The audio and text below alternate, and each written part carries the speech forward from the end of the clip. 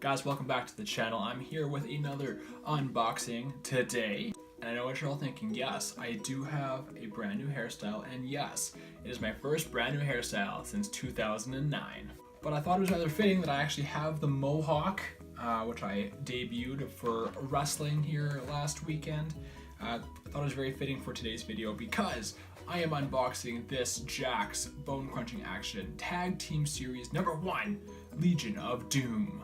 Now this might be a re-unboxing, or maybe the package just disintegrated over the last 20 years, because this is clearly off the card back. It's been taped back on. The figures look to be mint. Don't know if they've ever been taken out of package or not, but if they haven't, they will be today. Last couple years I've been on a huge Jakks kick. I love the bone crunching action figures. I really fell in love with them again the last couple years. I always kind of considered myself a Hasbro guy, but the more I think about it, the more I look back on my time as a toy collector, wrestling figure player with her, it's all about these guys. It really is. Like, I love the Hasbros. I have great memories of them, but my formative years of wrestling figures were definitely spent with Jakks. I got these at the Saskatoon Retro Game and Toy Fair a couple weeks ago, and they've been sitting here waiting to be opened and be put on the shelf with all their friends up there.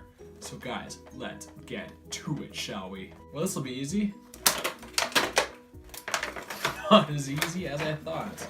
Apparently this tape's holding up pretty well. So before we get to the figures themselves, I love that the bone crunchers come with these WWF stands.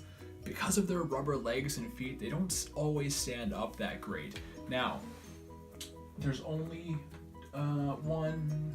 two figures on the shelf right now that use the bases. It's Undertaker and Farouk. Undertaker and Farouk. So I got a stack of these just in case. You know, you never have too many of them. If you get some not in the package, they have weird legs. You know, it happens, whatever. Sometimes we have weird legs. But good to have. We'll see if these guys need them or not. So let's get to it here. We'll start with Hawk. Now, when I was a kid, I never had this version. I had the two figures with the black shoulder pads from the Shotgun Saturday Night series. They had different arms on them than these two do, but I love these figures because the pads are removable, unlike the Hasbro versions, which just had the molded on shoulder pads. So these can come off, which is great for playability, because no one's going to lose an eye wrestling the LOD right now. So hopefully this will focus on the figures and not me. But you see here, Hawk and Animal, basically the exact same figure, minus the head scan or sculpts. Jakks pretty notorious, especially back in the early days, for having pretty bad head sculpts. I don't mind these.